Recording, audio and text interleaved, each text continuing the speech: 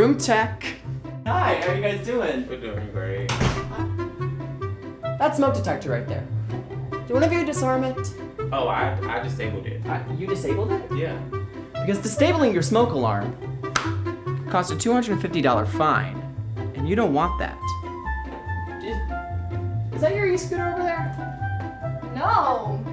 Oh, gotcha. Well, just so you guys know, we're not allowed to have e-scooters in here either. So don't do it, please. Thank you. What was all that? He's right. I guess.